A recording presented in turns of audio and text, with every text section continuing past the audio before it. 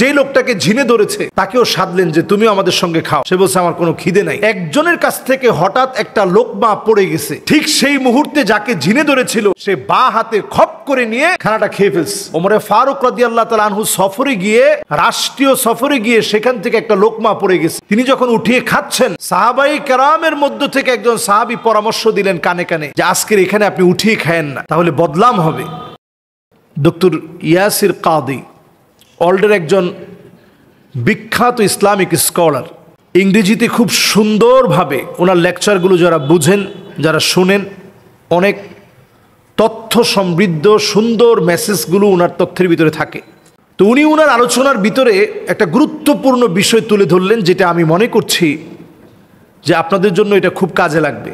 Doctor Yasir কাদি তিনি আলোচনা করতে গিয়ে বলছেন যে একজনকে যখন জিনে ধরেছে, জিনে ধরার পর ওই জিনে ধরা ব্যক্তিকে যখন রাকি এসে যখন কোরআনুল কারীম তেলাওয়াত করে, কয়েকজন রাকি মিলে যেই লোকটাকে জিনে ধরেছে, জিনে আসর করেছে, তো রাকি এসে দীর্ঘ লম্বা সময় ধরে কোরআনুল কারীম থেকে তেলাওয়াত করছিলেন। আমরা এখন দেখেছি যে আমাদের দেশেও যারা কোরআন থেকে সরাসরি যারা রাকির কাজ করে, ঝাড়ফুকের কাজ করে, তারা দেখবেন কোরআন কারীম থেকে লম্বা সময় ধরে তেলাওয়াত করতে থাকে। এতে করে ঝিনে ধরা ব্যক্তি আলহামদুলিল্লাহ আল্লাহ রাব্বুল আলামিন তাকে এইভাবে আরোগ্য দান করেন এবং জিনের আসর থেকে মুক্তি পান।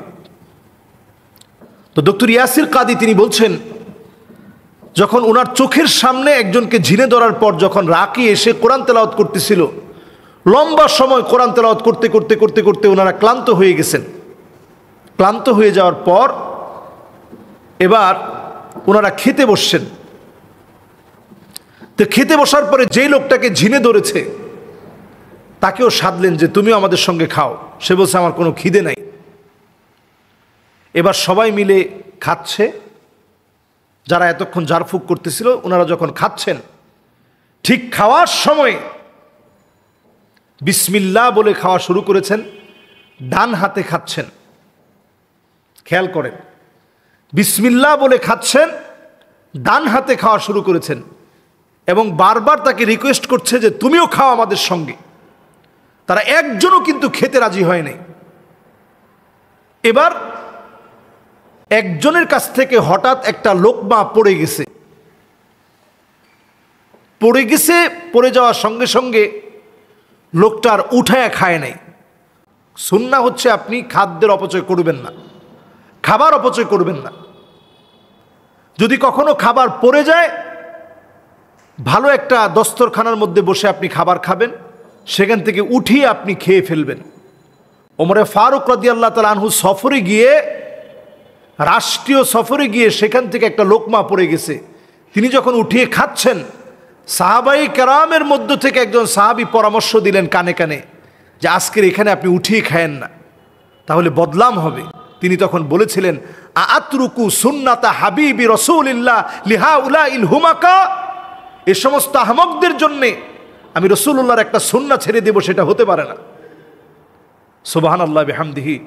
তো ইয়াসির কাদি তিনি বলছেন যে যখনই একটা লোকমা পড়ে গেছে, লোকমাটা উঠায় খাওয়া হয়নি, খানার এই অপচয়টা যখন হয়ে যাচ্ছে, ঠিক সেই মুহূর্তে যাকে ঝিনে ধরেছিল সে বা হাতে খপ করে নিয়ে খানাটা খেয়ে ফেলছে।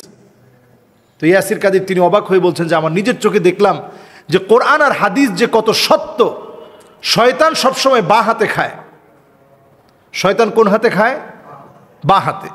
তো শয়তান সবসময় বাম হাতে খায়।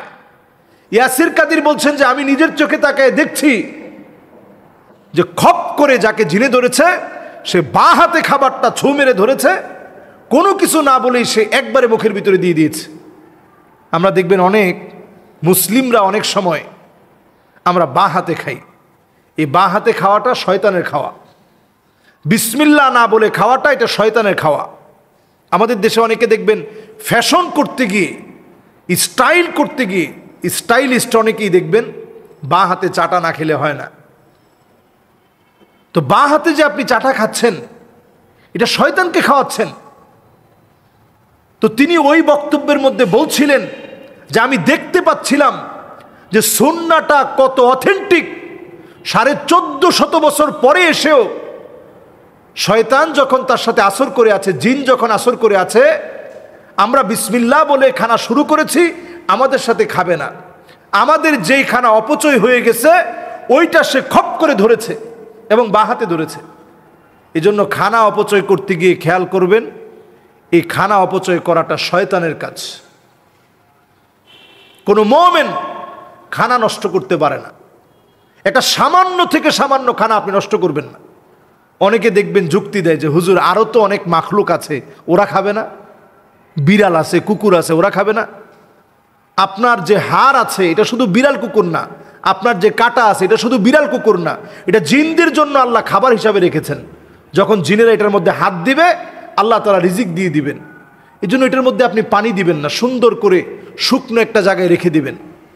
আপনি ডাস্টবিনে না ফেলে একটা পলিথিনের মধ্যে সুন্দর করে রাখলেন, আপনি অফিসে যাওয়ার সময় সুন্দর একটা জায়গায় আপনি দিয়ে রাখলেন, ওরা খেয়ে নিল, রাস্তার এক কোণায় আপনি রেখে দিলেন। অথবা যদি আপনি ডাস্টবিনেও ফেলেন, আপনি সুন্দর একটা পলিথিনে মুড়িয়ে আপনি রেখে দেন, যাতে করে ওটার মধ্যে পানি না লাগে, পচা দুর্গন্ধযুক্ত কিছু না লাগে, এইভাবে আপনি রেখে দেন। আল্লাহ রাব্বুল আলামিন এটার মধ্যে অনেকের রিজিক রেখেছেন। যেভাবে এটার মধ্যে বিড়াল কুকুর খাবে, ঠিক তদ্রূপ আপনি দেখতেছেন বিড়াল, আপনি দেখতেছেন কুকুর, হতে পারে এটা জিন। সে যখন খেতে এসে দেখবে এটার মধ্যে আপনি পানি ঢেলে দিছেন, আপনার ক্ষতি করার চেষ্টা করবে। এজন্য অনেক কারণে কিন্তু জিন আসর করে।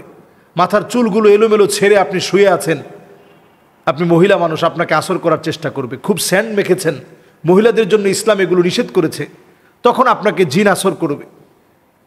আপনি পাকঘরে ঢুকেছেন, আপনি বিসমিল্লাহ বলে পাকঘরে ঢুকেন। আপনি খোলা কোনো নির্জন জায়গা দিয়ে বড় একটা গাছের নিচে দিয়ে যাচ্ছেন, ভয় না পেয়ে আপনি আয়াতুল কুরসিটা পড়েন। রাত্রিবেলা একা একা ঘরের মধ্যে অনেক দিন পরে আসছেন, খালি একটা রুম, খালি একটা খাট, যেখানে জিন হয়তো বসবাস করত, এই জায়গার মধ্যে এখন আপনি এসে থাকবেন, আপনি আয়াতুল কুরসিটা সুন্দর করে পড়েন। আপনি দেখবেন ঠিকই এই সুন্নাহগুলো মানার কারণে আল্লাহ আপনাকে হেফাজত করবে। ফালা ইয়াজাল আলাইকা মিনাল্লাহি হাফিজ, আল্লাহর পক্ষ থেকে আল্লাহ তাআলা জিম্মাদার নিযুক্ত করে দিবে। সুবহানাল্লাহ বিহামদি। আল্লাহ রাব্বুল আলামিন আমাদের প্রত্যেককে বিষয়গুলো বোঝার, মানার তৌফিক আল্লাহ দান করুক। আমিন।